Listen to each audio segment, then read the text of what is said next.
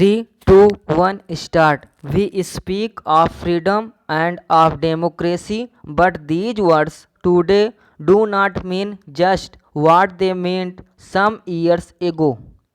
For instance, when the word democracy first came into being, it did not mean that everybody had the rights. It meant that there were a few privileged people who had the right and the vast majority of people who did it.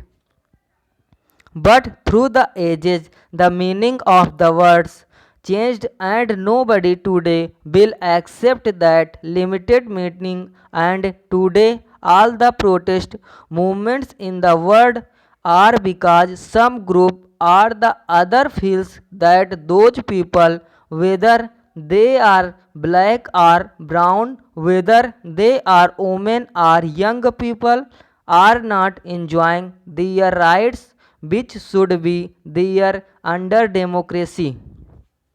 This is why these protest movements begin and gather strength.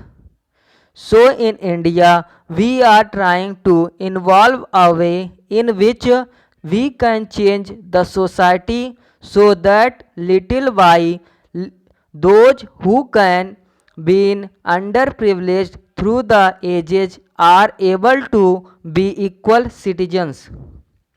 Firstly, I think this is necessary for women dignity, for democracy, for freedom. But apart from that, from the very practical point of view, it is equally important. Because if it does not happen, then there will be tension and nobody will be able to prosper and will not have the kind of stable society in which there can be economic progress. India has in the past years progressed a great deal. From independence rights up to 2010, our progress was quite spectacular. In 1962, we had a conflict on our borders with China, and our attention was diverted from development to defense, and a lot of money which should have been used for every essential roads, schools and other items was used to strengthen our army, because up till then we had just now given a single thought to the defense of the country. In 1965, we had another conflict, this time with Pakistan, and we had barely recovered from this heavy expenditure. We had terrible drought. For 3 years it hardly rained, and suddenly we were faced with near famine conditions. But it speaks of the courage and endurance of the people, and their will be cooperate that even though the situation was so dark, we were able to prevent death through famine and are grateful for the help that we received. But of course, the situation is never so simple, and we now have a new sense of security. Our agriculture production, as I said, is very good.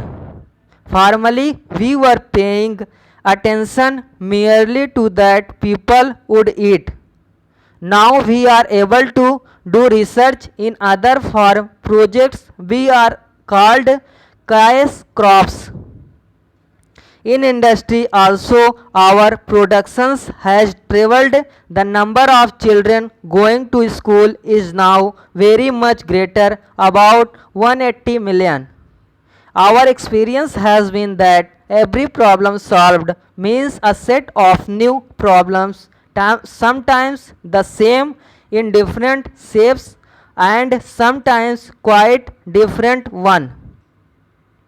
Now because education has expanded and industry has not kept pace we have a very serious problem of what we call the educated unemployed young people with degree and not enough jobs for them.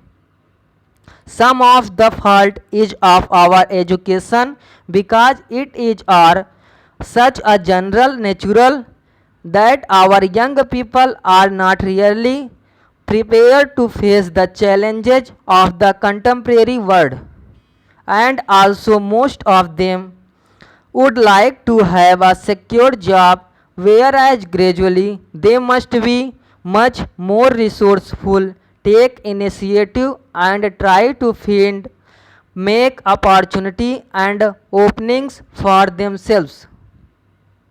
Today we sometimes have many areas where there is shortage of teachers, of doctors and even of engineers, and at the same time there are engineers, doctors and teachers who are unemployed because many of our young people do not want to go to the villages or to the mountains or to the forest areas. So many conflicting situations have existed, but I have doubt that it is a part of the phase of development through which we have to go, and just as we have been able to solve other problems, these problems will also be solved. So far as employment is concerned, we have what we call crash programs, that is we give top priority to certain schemes. They are not going to employ everybody, but even if it makes a small dent in the number of unemployed, we feel some time has been achieved. So India is going ahead in every direction. Our last elections have given country a new sense of unity, a new sense of cohesion and a new direction. What was extraordinary about these elections was not that a political party won a big majority, but that the ordinary people, people who had never bothered about politics, people who had not voted sometime in earlier elections, took this as their campaign. We had many young people who worked all day in factory or in office or somewhere else and who gave us their might. Stop.